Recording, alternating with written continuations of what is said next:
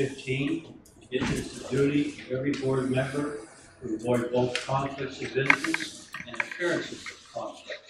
So any board member having known conflict of interest or appearance of conflict with respect to any matters coming before the board today. If so, please identify the conflict of interest or appearance of conflict of interest and refrain from any undue participation in a particular matter in the board. Do we have any? None? Thank you very much. I want to speak a moment to the agenda, of which I have 3 copies, of course. We have not understanding how many members of the board that may not be able to attend because of the storm. We have elected to table the rulemaking process until the next board meeting on November 8th, I believe it is. Is it not long? That's correct. That because we feel that the other board members should certainly have an opportunity to participate. So, Exhibit 7, 7A, 7B, 7C will be tabled until November 8th. With that in mind, do we have approval of the agenda? Motion and second. Second. We have a motion and a second to approve the agenda as appears at the moment. All in favor say aye. Aye. Opposed? The motion is carried. Approval of the minutes for August. Move to approve the minutes. Are there any issues or questions regarding that? Do we have a second? I have a second. Do we have a second? All in favor say aye. Aye. The minutes for August are approved.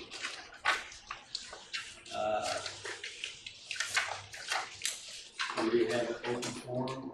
We did. Mr. Craddock would like to speak on the streaming service. There. Okay.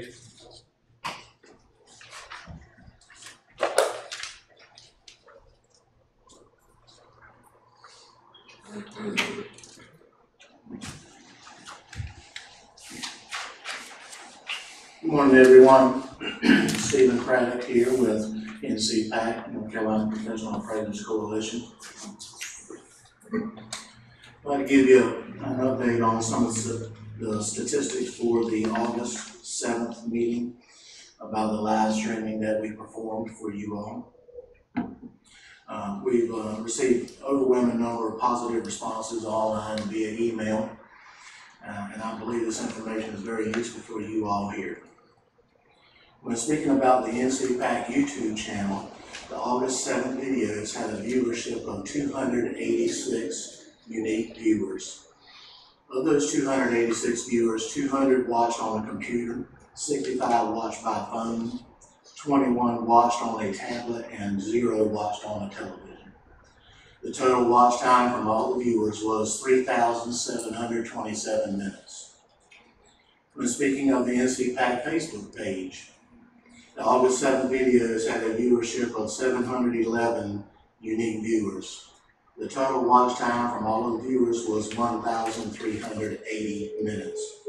To date, the total reach of the videos from that event has had 3,253 Facebookers.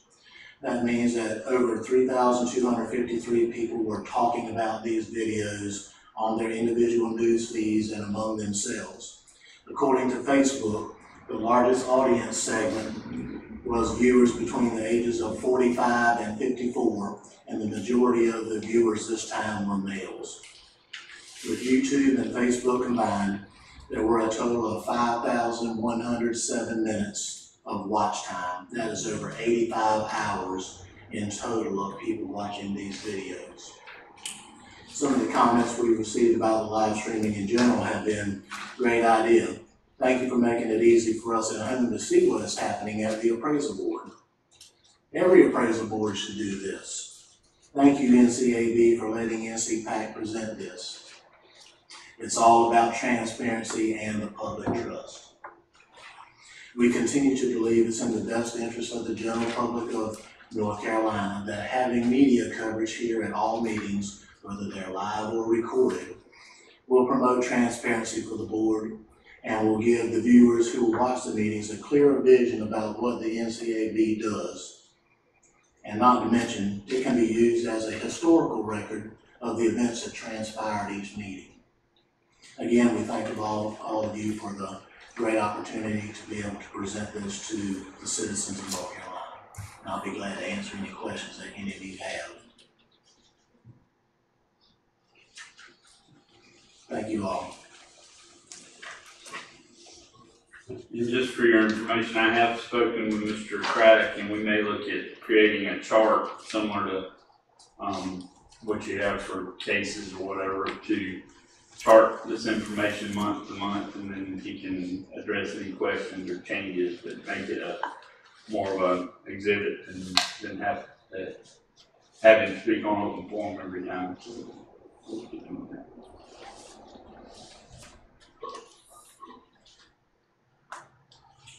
Okay, next we'll have the auditor's presentation of 2017-218 audit report, and a preface to remarks by saying that the Finance Committee has reviewed the draft issue given to us, and we have approved that. So we'll ask Don if you'll make the.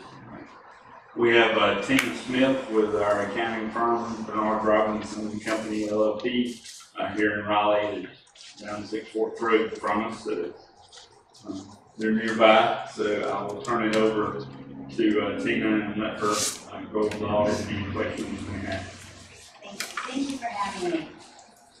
I am here to present the audit report for the appraisal board for the year ending June 30, 2018.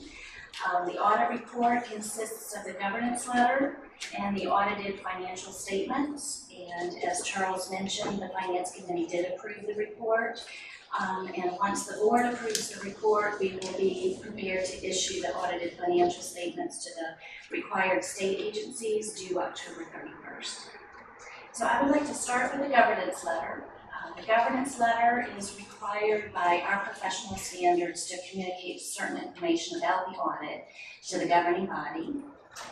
The first item relates to accounting policies. The significant accounting policies for the board are disclosed in Note 1 to the financial statements. We review those each year to make sure they're consistent in accordance with generally accepted accounting principles. There were no new policies adopted during the year, and existing policies have not changed. The second item talks about accounting estimates, which are part of the financial statements. The most significant estimate in the financial statements is that of depreciation expense, which is based on estimated useful lives of the assets that are capitalized. The next item talks about the audit. There were no difficulties in calendar in performing the audit. Mindy does a great job in getting ready for us and keeping the books. And we were able to complete the audit in a timely manner. Management and staff were available during our field work to answer our questions, provide us with the information we needed. So the audit went very well. Page 2 talks about corrected and uncorrected misstatements. This relates to any audit adjustments that we have as a result of our audit.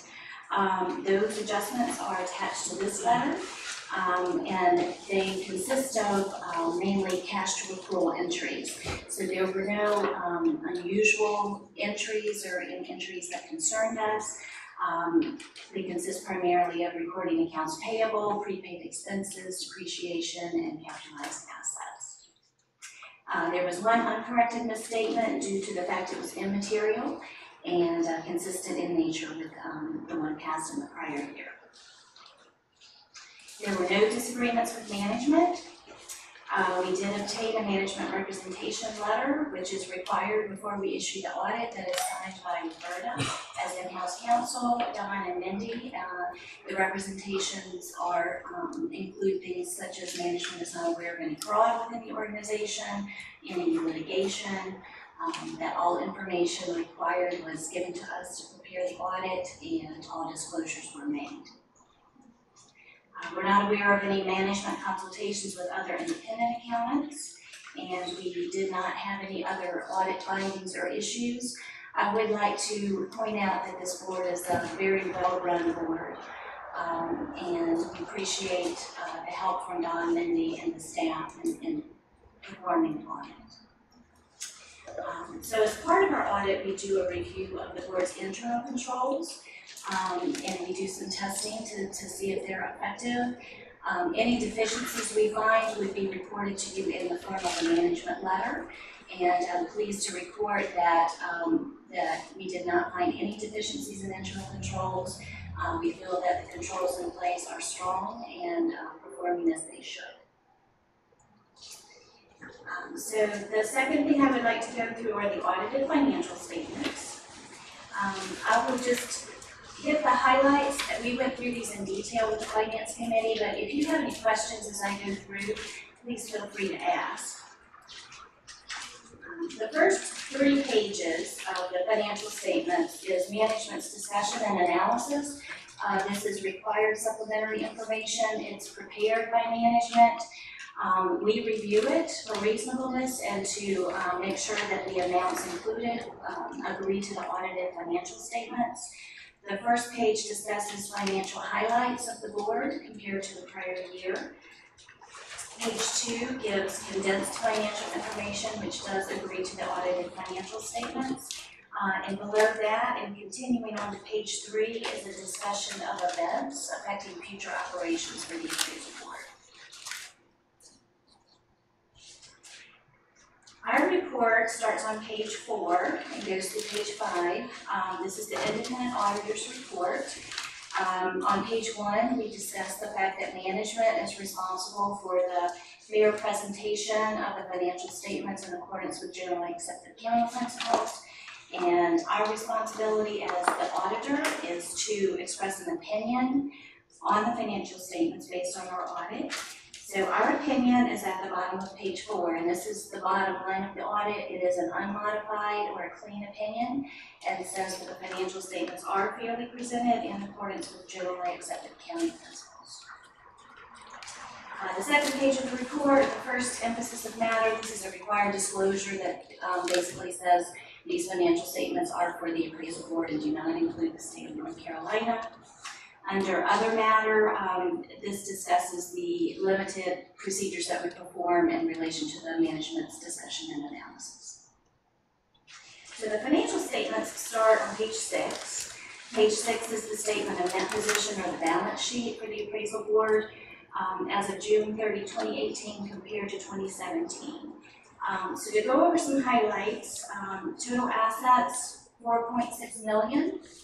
Of which almost 2.2 million were current assets, consisting primarily of cash of 1.96 million, and also the current portion of investments, which relates to CDs that are maturing within the next fiscal year. Non-current assets consist of investments or in CDs that are maturing after that point, so after June 30th, 19.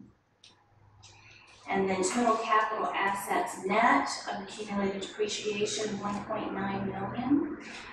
The decrease there is a result of just normal depreciation during the year on those assets.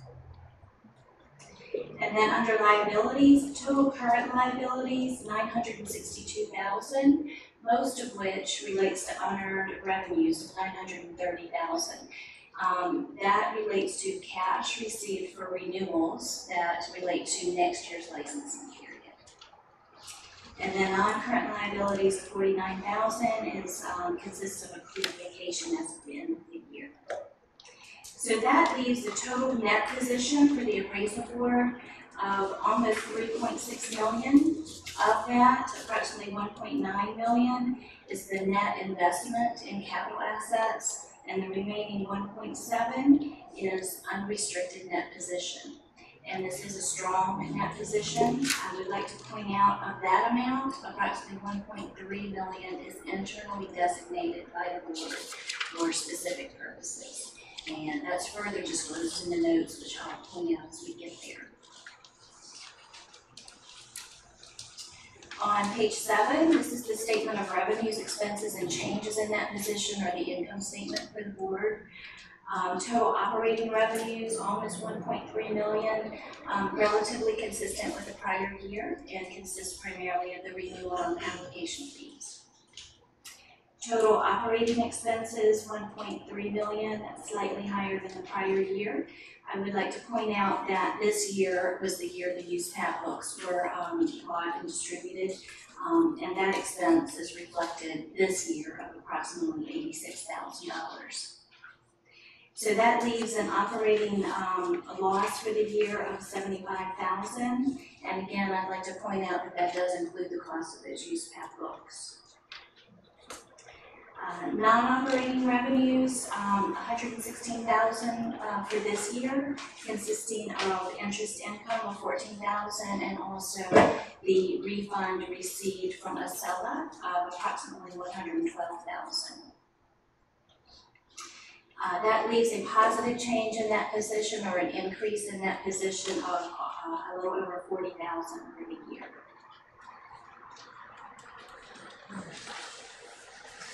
And then the next page 8, this is the statement of cash flows. This gives the sources and uses of cash during the year. There was a net increase in cash of approximately $115,000. So you'll see above that net cash used in operating activities was pretty much break even. And net cash provided by investing activities of $2,700, and then net cash provided by the refund from Acela of $112,000. So that gives the details of the cash going in and out for the year. And then the rest of the financial statements beginning on page 9 are the required note disclosures. So these are required by generally accepted accounting principles. They are consistent with the prior year. I'll walk you through them briefly. Note 1 gives the summary of the accounting policies, which, as I mentioned, are consistent with the prior year. Those continue on through page 11.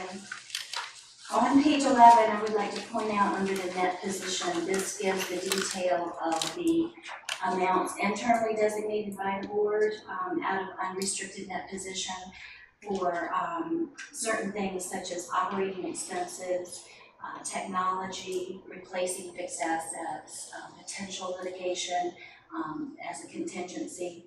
So the total designated balance is almost 1.3 million. Note 2 gives the detail of deposits and investments and the risks within those. The top of page 12 discloses that total cash, 1.3 million, was an insured cash sweep account, which is fully insured. Uninsured cash at the end of the year was approximately $269,000 with BB&T. That's the amount over the $250,000 insured. Continuing with this note, talks about the weighted average maturities of the CDs, 27.3 months, and gives a breakdown of deposits by type and between current and non-current. The next page, 13, gives additional fair value disclosures of the CDs. Note 4 gives a breakdown of the capital assets and the activity within that during the year. The only activity in 2018 relates to the normal depreciation. Page 14, note 5 gives a description of the retirement plan and the contributions by the employer and the employee in that plan. Note 6 gives a detail of the accrued vacation. Note 7 gives a detail of the leases, the operating leases, and the future amount of payments under those leases. And then the last page talks about risk management. Note 9 gives a disclosure of the Acela write-off in the prior year and the refund received in the current year. Note 10 gives a brief discussion of commitments. And the last note discusses the fact that management is not aware of any subsequent events that need to be disclosed. So that's a recap of the audit. We had no concerns in performing the audit. and I'm available for any questions that you might have. Does any staff member or board member have any questions? None? And I will ask Mr. Vincent, as a member of the finance committee, to make a motion to approve and accept the audit event presented. Yes, sir, Mr. Chairman. I make a motion that we accept the audit as presented. Do we have a second? Second. All in favor of accepting the audit as approved and presented to us, say aye. Aye. All opposed? Motion is carried. Thank you very much. Thank you. I'm leaving my card here if you have any questions that come up after the meeting. Feel free to contact me. Any board member has questions, you can either get her card there, or we can, provide you her contact information. Okay, here. I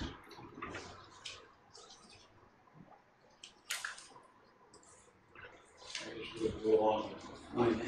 Finance, you do have your August 31st profit and loss statement. This does reflect the renewals, since the audit was, the actual audit itself had been done by the time at the end of the month, we were able to include those. As you see, we have exceeded the estimates for both appraisal renewal fees and AMC renewal fees. So we're about $19,000 ahead just of what we had budgeted for those two items. Nothing else jumps out at me at this time as being unusual. There is a negative $3,500 on appraisal management application. Just so you understand, we had somebody apply before July 1st, they rescinded that application and we had to refund it after July 1st, so that's why there's a negative there. I can add to that. That's one of the adjustments that will be Okay. fixed since the audit's done. Okay.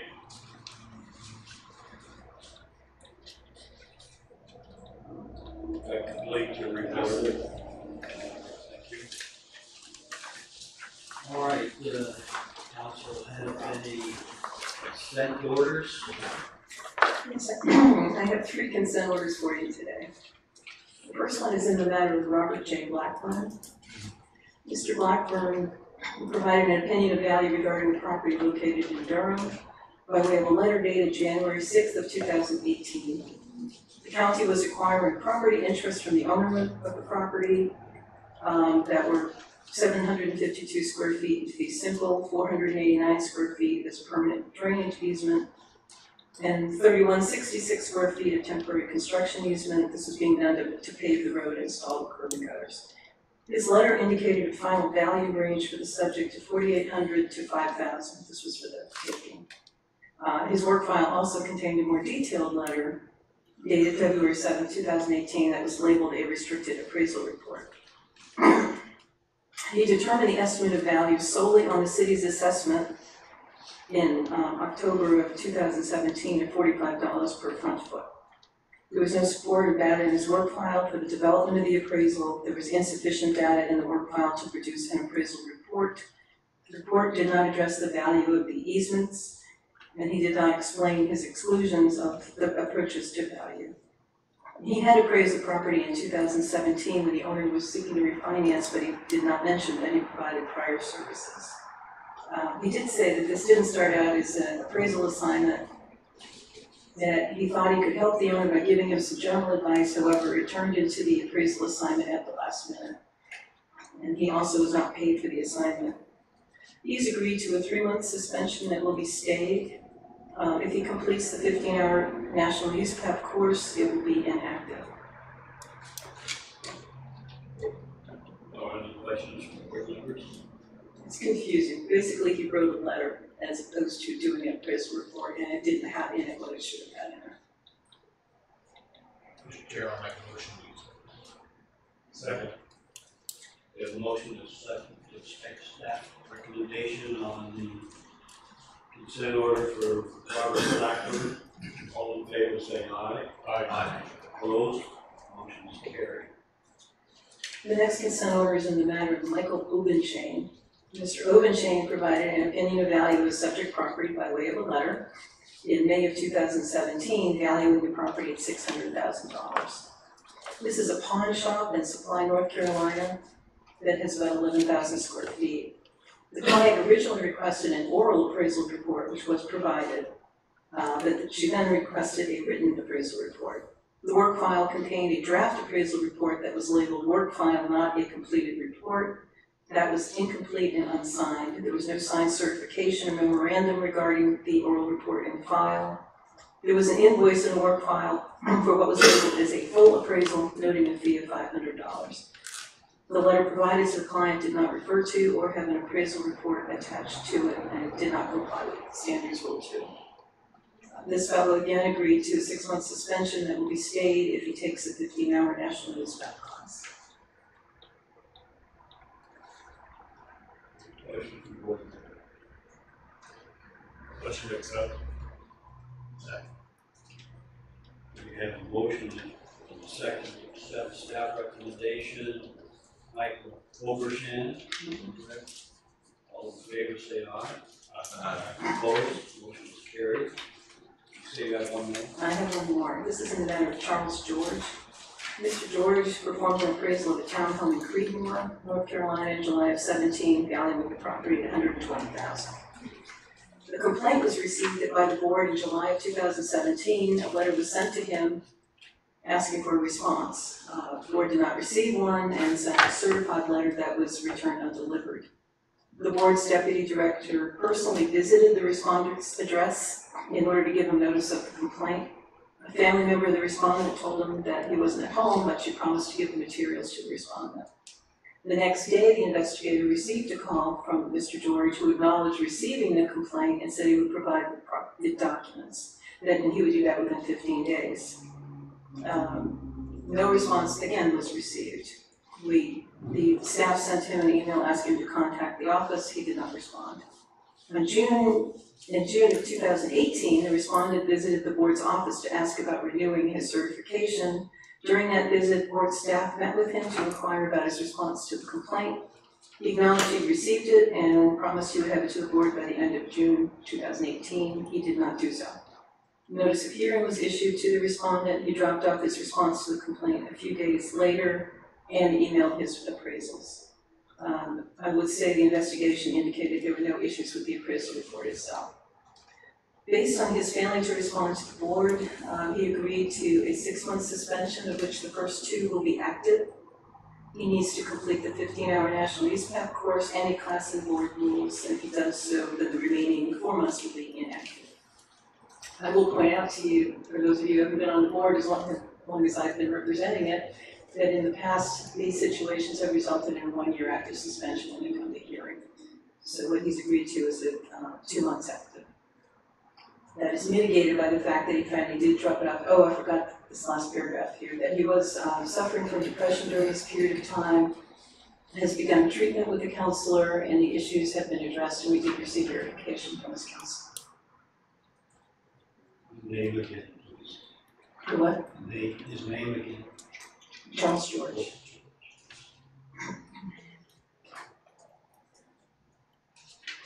All right, does anyone have any questions regarding this?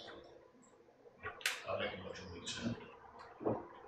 Second. Motion and second to accept the staff recommendation in the case of Charles George. All in favor, say aye. Aye. Opposed? Motion is carried. That's it for consent orders this month.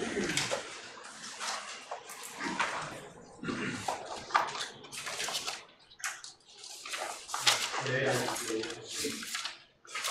will follow the cause issues now. And now that I start with Mr. Taylor, if you'll give me the case number and the page number. Yes, sir. Thank you. My concern with the ANC. In fact, all four cases. First, we'll take the page 33, the 0017. And the next one, page 23. Page 35. Page 35 on case number 23. 23. And the other two. Page 37, 0001. And page 39, 0002. 02, excuse me. All right, thank you. Mr. Warren, did you have any?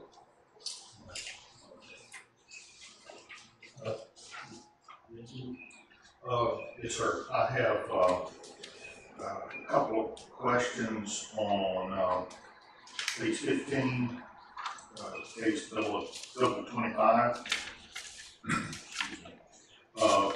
Page 29, case 0032. And also got some questions on the first three agency cases.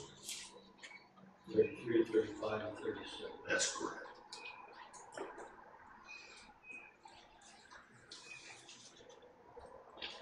Is there any? Mine have already been addressed. Okay, and Ms. Lawton? All right, we'll start then. Oh, yes, please.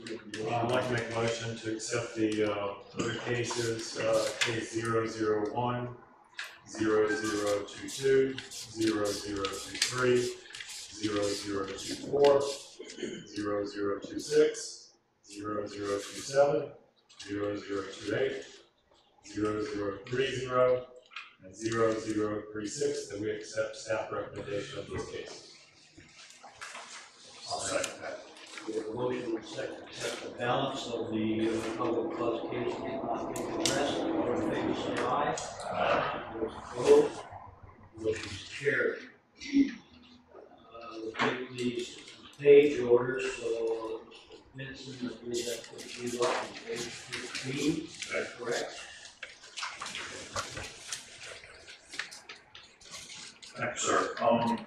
On the case on page 15,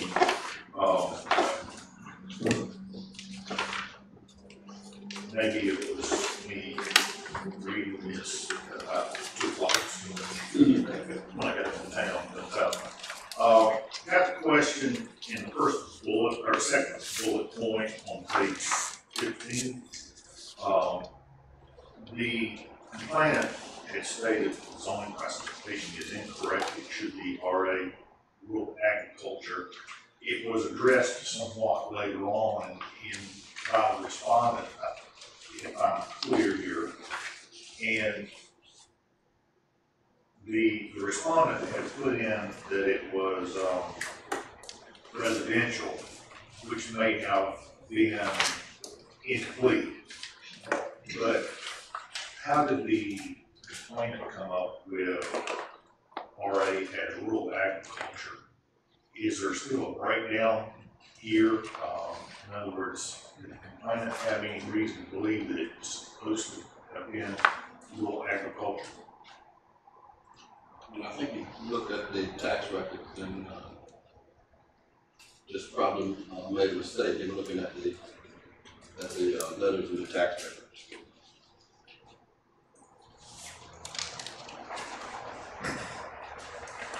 On page 16, same case, in the last paragraph,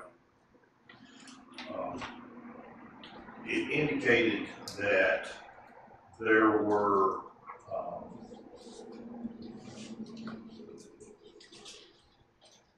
the reviewer had requested that the respondent look at other cases here, and apparently there were 4 of them, and they ranged square footage, 939 to 1,300.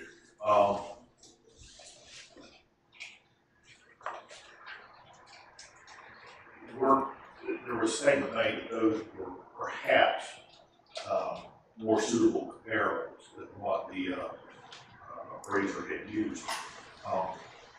Were they closer in location? They weren't actually close, necessarily close in location, they were just more similar in construction type and location type than the ones he had used.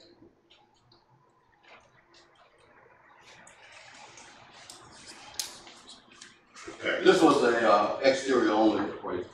Right. And so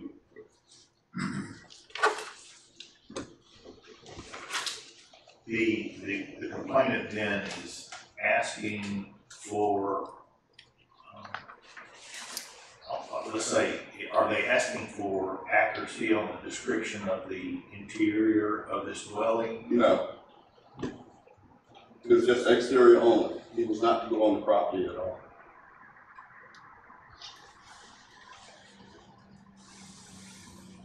But the exterior of the comparables they used were really not that similar to the septic property in building, construction, location, and so forth. And there were available comparables that were more similar, just looking at it from the outside. Mr. Benson, I think, if I remember, Gene and I talked about this case a lot. I think a lot of it had to do with the fact that, you know, from a credibility standpoint, the sales that this individual selected, it was hard to really make that connection. And there were other properties that, you know, that the complainant brought to their attention that, frankly, did appear to be more similar or share a higher degree of comparability with the subject property than the sales that the respondent selected. And I think that was the issue. I'm not putting words in your mouth, but I believe that was the issue that we had with this appraisal, this analysis. It just didn't seem supported. I guess that would lead me to the next part of this, which, since this is coming from an agent, how did they derive that there were more suitable comps from an exterior for an exterior appraisal assignment? That's kind of confounds me. Well, I think this, to try to answer your question, I think the problem with this is that there's an obvious difference. I think when Gene viewed the subject property, he could tell, and correct me if I'm wrong, that the subject had suffered, I think, some pretty significant depreciation in deferred maintenance. I think it was fairly obvious to anyone that was looking at that property in comparison to the sales that were selected for comparison. And the respondent selected a variety of sales that they, spanned. It was almost like they weren't even sure themselves.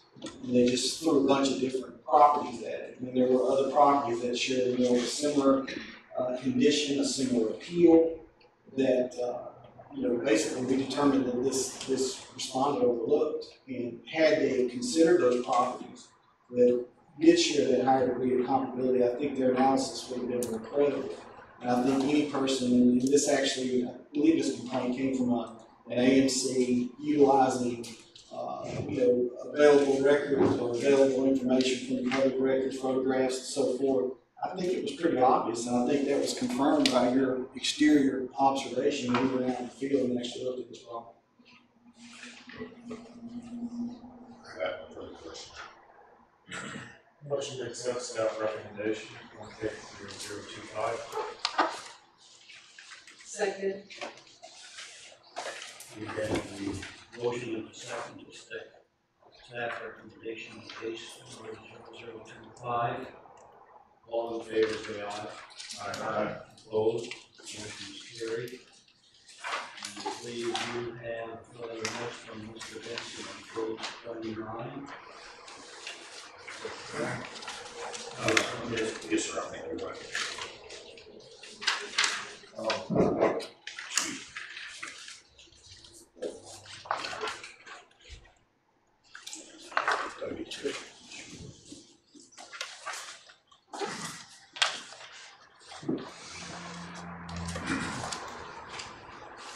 On page 29, first paragraph, again, reading through this, apparently the complainant, Nancy here, had, states that the respondent says the subject is not an over-improvement at the number that he gave. When the report indicates the highest value is something that's $13,000 less than that, I could not find later on page 30, second paragraph, after the first sentence, it said he had a adjusted sales price range of basically 130 to almost 148. And that indicates itself that he had his range above 40. So I'm unclear of how the complainant is making the statement that there was a cap of, in this case, $140,000, and in fact, his appraised value was less than the highest sales comparable in his report. And am I missing something there? Yes. The way I read that, it says that the sales price before adjustments were 108 to 126.8, adjusted price range is only 148. That's correct. And that was my take on it too, but the adjusted sales price range is where is where we have to put the where the road hits the road, as we would say, because his value came in between his low and high and his adjusted sales price. So I I did. Okay, Jeff. Yeah, that is correct, but what they're talking about for the 127 is in the neighborhood section, where they're just talking about the price ranges in the neighborhood. So the fourth paragraph on their investigation. okay. They're saying it exceeded what the neighborhood range was. I'm sorry that I'm getting this that point because I got looking at the numbers up top and it didn't make sense to me that he was putting in and talking about a neighborhood section that had not been included. Right, but you are correct that he is within the range of the indicated values. Right. Now, in the last paragraph on page 30,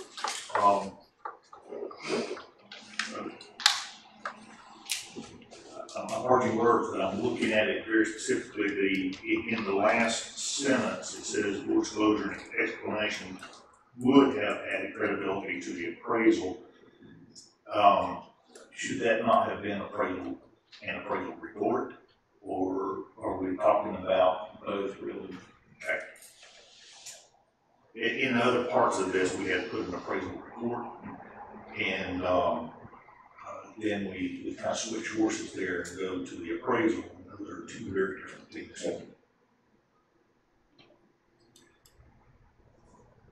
Yeah, that's correct. You're absolutely right.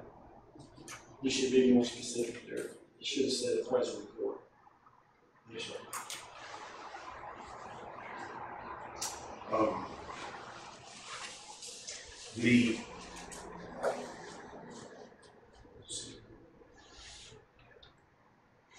The recommendation here, is that based on also in the last, for that last paragraph, is that basically because they did not keep copies of the other reports? Is that the reason we're going in that direction? That's been our typical assignment for that. If there are no other questions, I'll make a motion to accept. Second. Second. Thank you. We have a motion and a second. If you go 3-2, all in favor, say aye. Aye. Opposed? Motion is carried. Okay, now we have this is a few board members on case number 1723-001-002, which are all AMC oriented.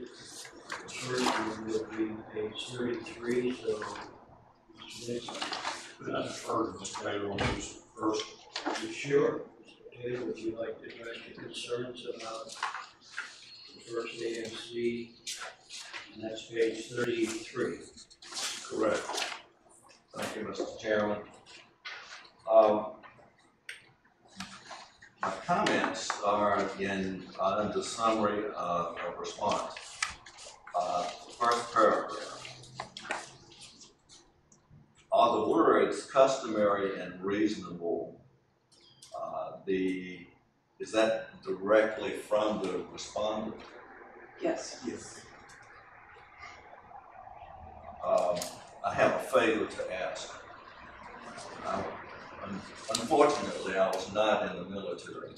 In paragraph 2, under summary of response, and the last paragraph on page 33, this C and R, I would appreciate not using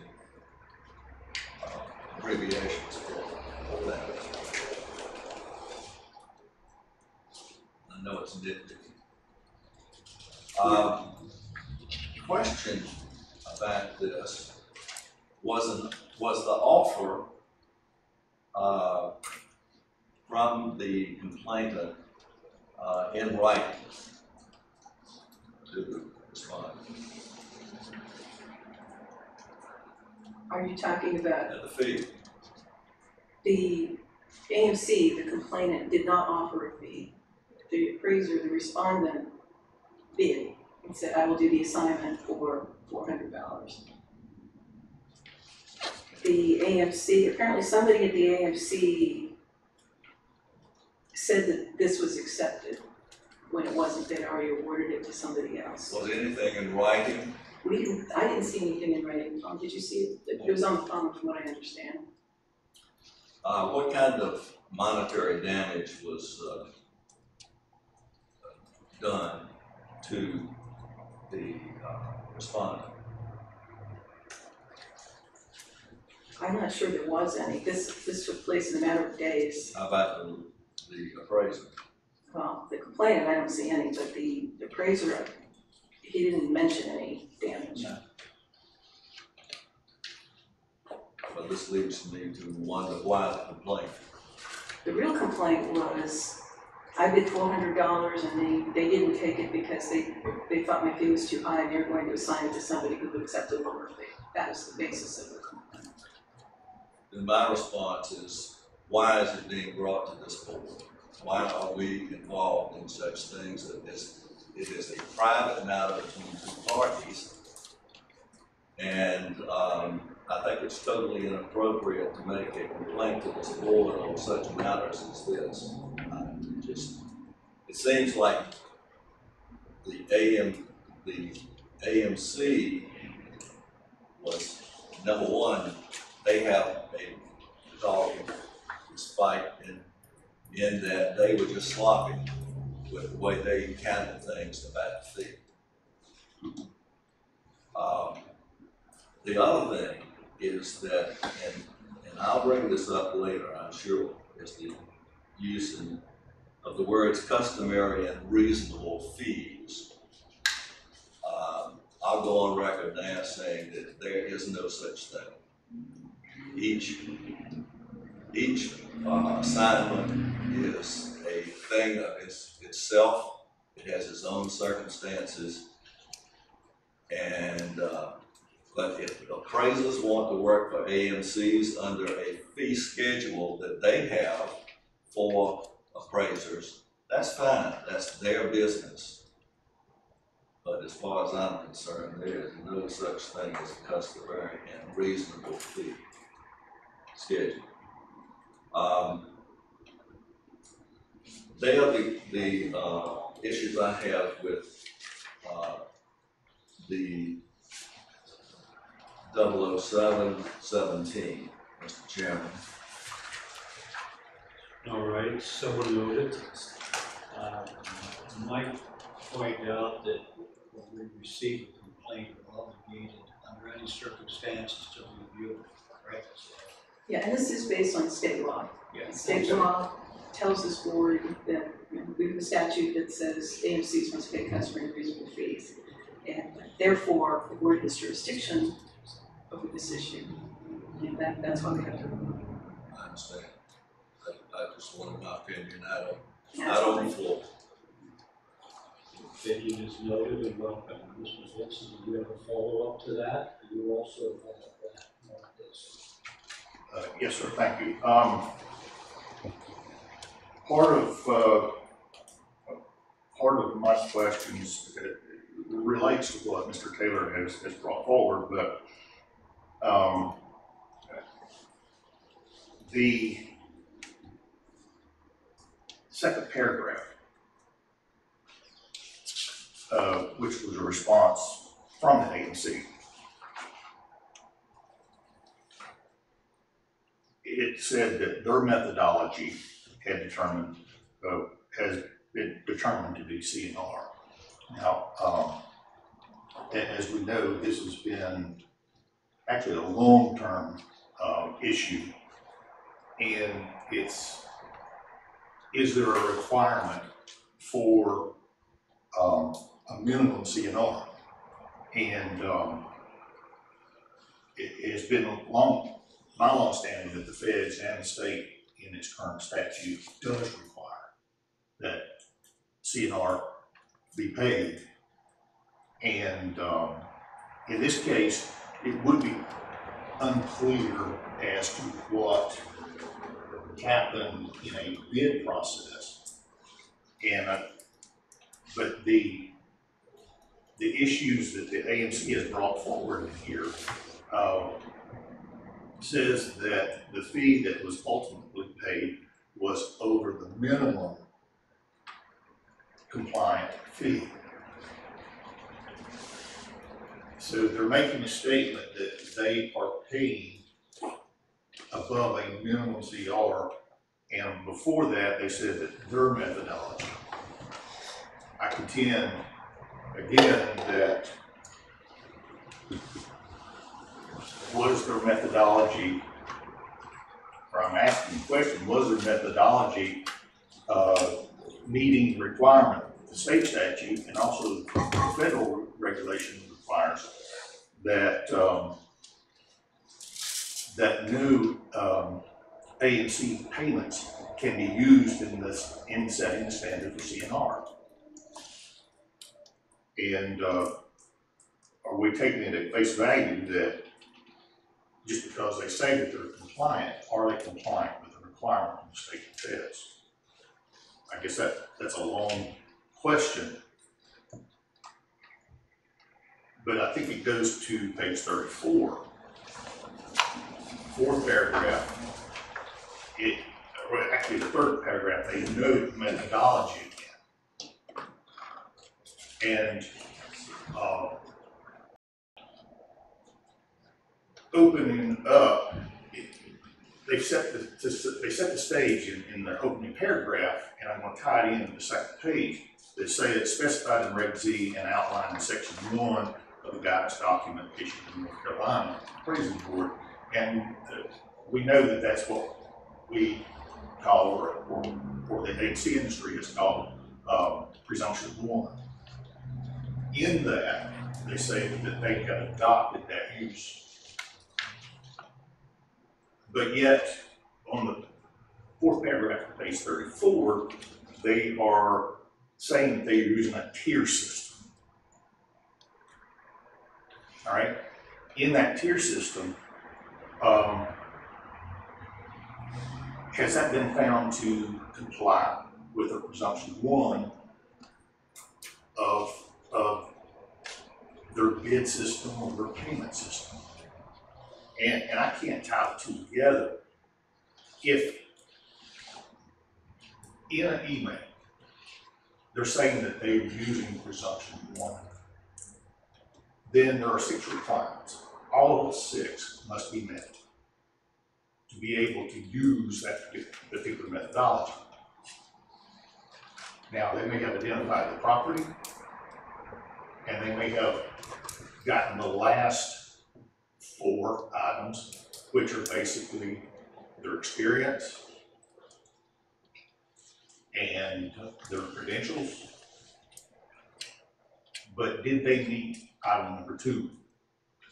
Which in item number 2 says that the scope of work must be defined. And since the appraiser is the only person that can define scope of work, were they given the opportunity to actually determine what had to be done to make this assignment credible? And if they did not, then they are not meeting all of the points in presumption 1.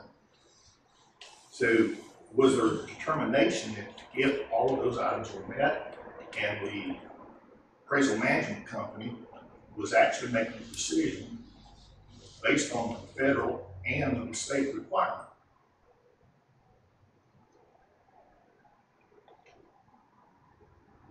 Who did this report? I did the investigation. Yes. Can you, one thing to add, may I, you have the floor? Question, do all AMCs that are licensed by us have the same customary and reasonable fee schedule? That they work on the same schedule? Or does each have its own schedule? I'm not sure how to answer that, Mr. Taylor. I would say that no, they do not all have the same fee schedule. They are supposed to employ the same considerations when they apply a customary and reasonable fee. So each AMC then individually determines what they want as a customary schedule. I would say that is correct, yes, sir. Thank you. Did you want to, I think Mr. Benson had a question for me. It's an encompassing question, but yes. Okay. How do we look at their methodology? Because they brought up the question. Right. Well, I wanted to go back to your, you included and rightly so, the respondent mentioned the tier system. There is a tier system employed here.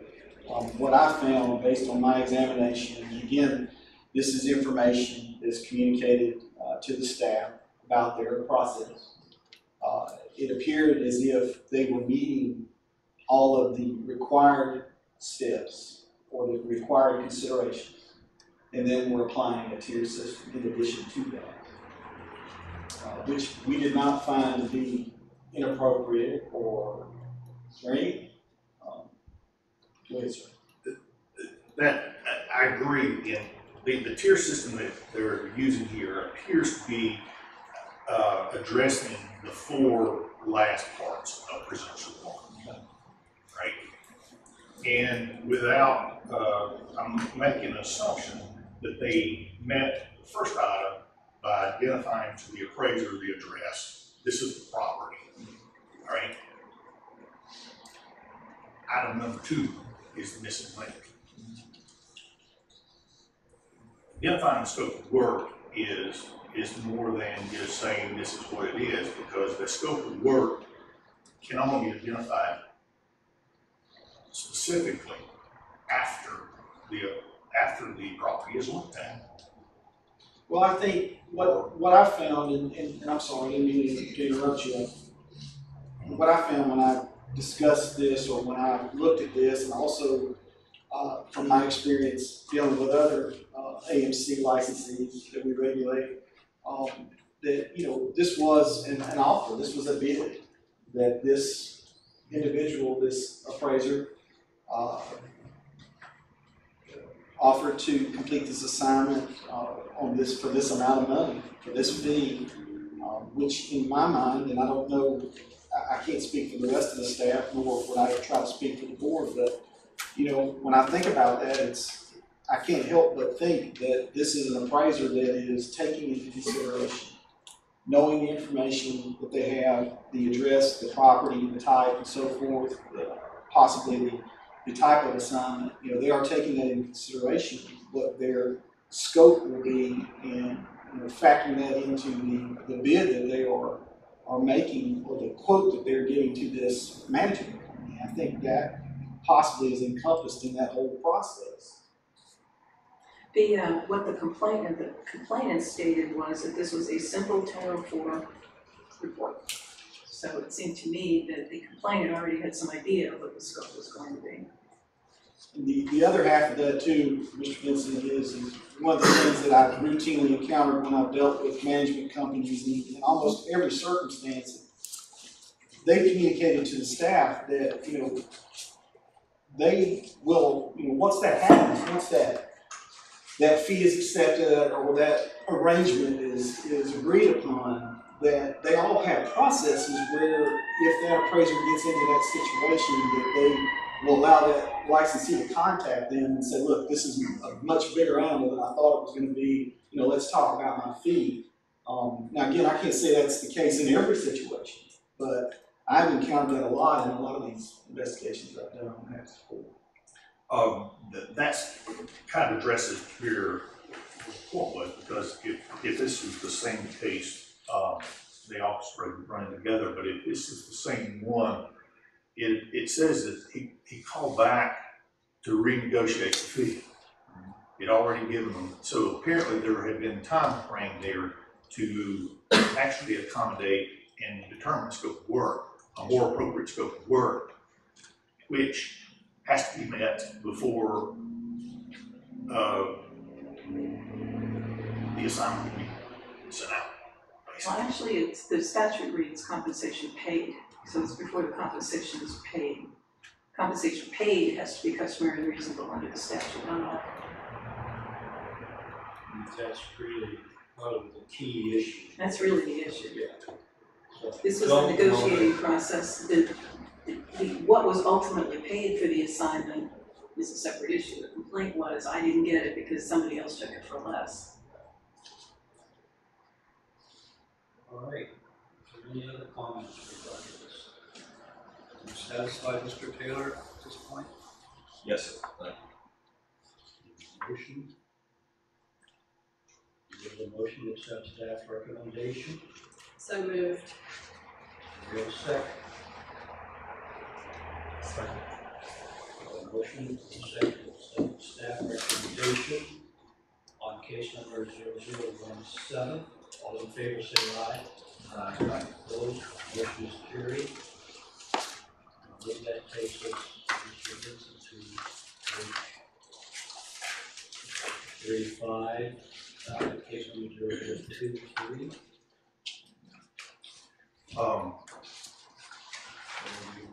Refer to Mr. Taylor. I'll go ahead. Mine's hopefully a simple question. On page 35, last paragraph.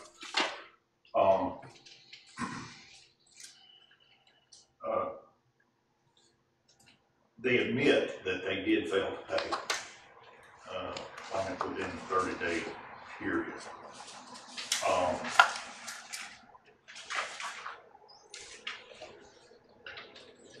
Were there, when the investigation proceeded, were there any other instances that they have not been paid? This was the first complaint. I can't tell you whether or not there were instances. I can just tell you it was the first complaint. We did secure additional records. In that part of the second paragraph, it says that it was, it said the staff that we hadn't received any complaints about it, but in the records that you did receive, was there any other cases where they had not been paid in 30 days? No, sir, I did not find them. I didn't find a pattern here, which is one of the things that we're acutely aware of, we always look for, but I didn't see that when I received those records. Mr. Taylor, any additional comments? Thank you, yes. Again, this is a legal matter between two private parties. been stated to me that they have the privilege of coming to the Board of Advocates, but it puts us in the position of being a bill collector for appraisals. And I don't think that is what we are about. Again, it's a legal issue between two private parties. I ask again, was anything in writing about this? Thank you, Mr. Chairman.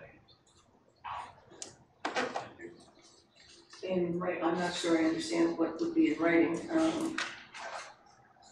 Are you talking, sir, about the authority as far as the, what our statute says or our rules, administrative rules? About was there a legal document about the fee and payment between the AMC and the appraisals? State law requires them to pay within 30 days. That's not statute. You must pay within 30 days of the date the appraisal is first transmitted to the AMC. I understand that, but it was a contract between the two, correct? Not necessarily. I don't know if there was one with this particular vendor.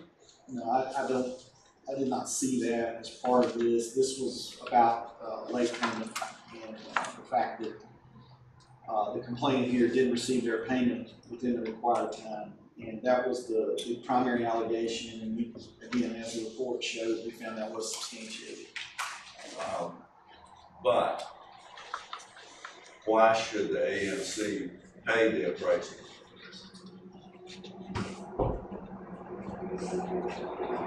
Is there a contract to do an assignment? Yes, it was an agreement, an assignment was performed. In writing? I can only assume so, sir.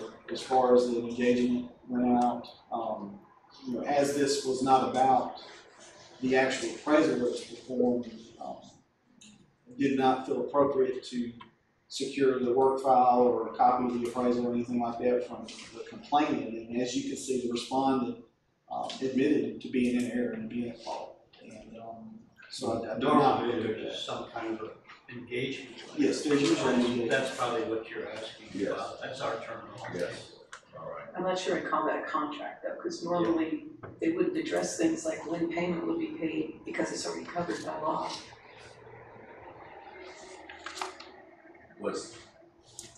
I know I'm nitpicking. Was the engagement letter based on payment being according to the law? And why would not the appraiser take legal action before coming to this body? It costs money to take legal action. They come to us first. Yes, and that's part of my point. We are not a bill collector for the appraisal. Thank you. Berlin, you have the floor. I completely agree with what Mr. Taylor has said. I understand that it's state law that appraisers get paid by AMCs in 30 days. But this licensing board is not the place to deal with bill collections. So I feel the same way he does about this case and about our staff and all 9 members of this board spending their time dealing with whether or not people get paid within 30 days. Again, it's the old catch-22. We're obligated to investigate each complaint. Maybe we should have that changed. There's a little bit of history to that, right? Not only is the requirement from the state, but there has been even a supporting federal regulatory part of this is because it's to keep the AMC or any other client from pressuring put financial pressure on the appraiser to come up with or to make sure they didn't come up with an appropriate number in the process. And before this particular statute was codified, and it's been on the books several years now, the appraisal board had a policy, and I don't know the exact rules because it's before my time being here, that if the appraiser had issues with a broker, lender, AMC, they could seek help through the appraisal board to actually guide them. Where do we go to file our claims in court? A lot of times at that level, most of those clients of ours were, I'll say, in the state. So it was a whole lot easier to get paid. In that process, we went for small claims. We don't have the option to put mechanics in. So the only way for us to do that was to go through the state court system. But when that entity, a major entity, came in and became under our jurisdiction on the appraisal board, then we had a dual responsibility because the AMC is required in this case to abide by the rules and the statute of not only the feds, but also the state of North Carolina. And it says that they must make the time of payment, and the state of North Carolina has defined that they have to pay within 30 days. In my federal contracts, namely USDA, I've had occasions where one would slip through the cracks. They've been very good about it though. I don't even have to ask for it from them. If it comes in 2 months later, federal requirement is that they pay me interest based on 18% annually. And it's always been attached to the check when it's paid. Always. You don't even have to, you don't re-invoice them, you don't do anything, it's just there. So that's the situation with getting it here. Since we have a dual relationship, having to make sure that that both the licensees are involved at this point. Thank you for that information. Given the circumstances, it seems to me that the direct staff recommendation is reasonable in this case. Any other comments, or do I have a motion to accept staff recommendation? I'll make a motion to accept. Do I have a second? I'll second. Okay, I have a motion and a second to accept staff recommendation on case number 2017. All in favor say aye. Opposed? Motion is carried. Now we're looking at case number 00. I have a 001. Should that be 000130? Yes. Okay, so that's a typo on that. Okay, Mr. Taylor, Mr. Vincent, who wants to go first? Mr. Vincent? Yes, I'll go first on this one and actually just address the question I had on page 37, first paragraph, and the summary response.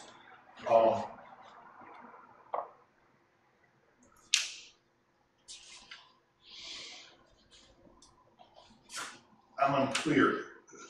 It says that the complainant asked the complaint be withdrawn. Who is the complainant asking that of? The appraiser asked the board to withdraw the complaint according to the respondent.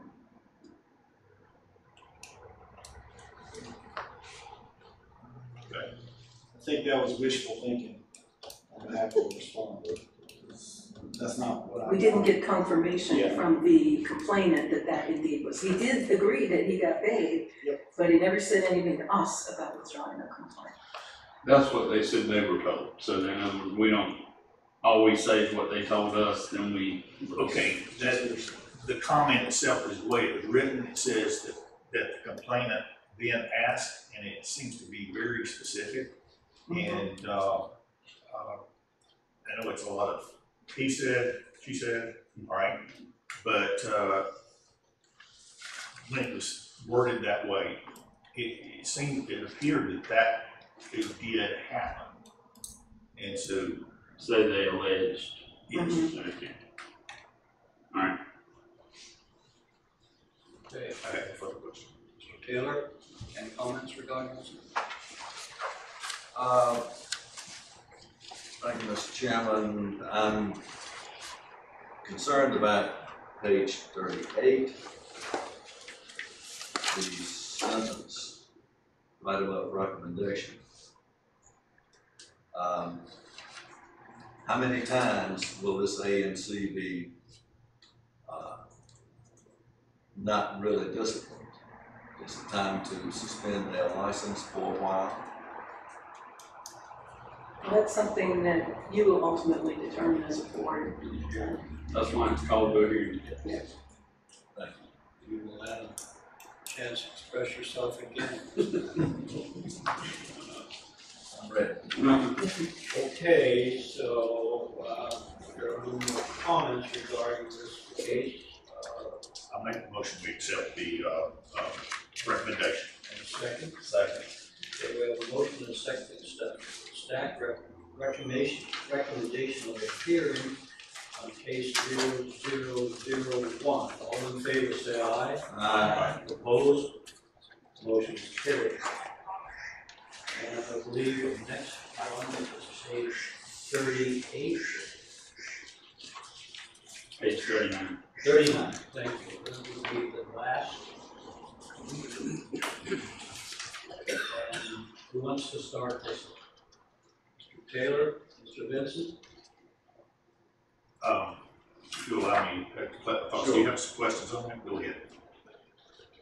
My comment are the same comments for 0001.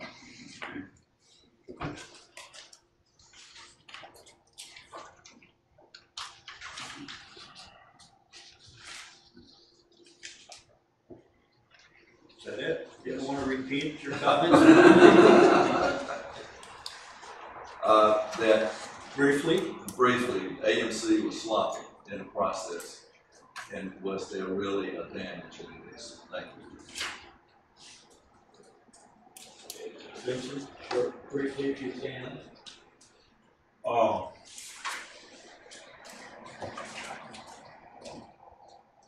had some issues with the opening paragraph, but I think I cleared that up this morning. On page 40, second paragraph.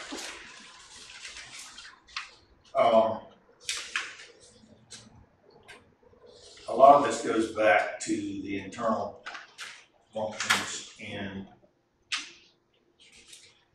it says again, as Mr. Taylor pointed out in the last case, the respondent was previously sanctioned for failure to pay appraisers in a timely fashion. And in this one, if there was that amount of importance, is there a bigger issue here that the banks are not willing to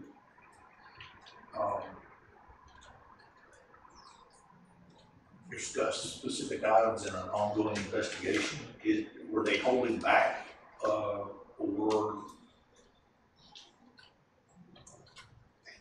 why did we not get the information from the bank? They just didn't respond. I will point out that the letter we received did not have contact information for the person who signed it. So Tom had to do some sleuthing to find this particular person through media sources, and so try to reach out that way. But I bet you it'll show up when you come in for hearing though. yeah.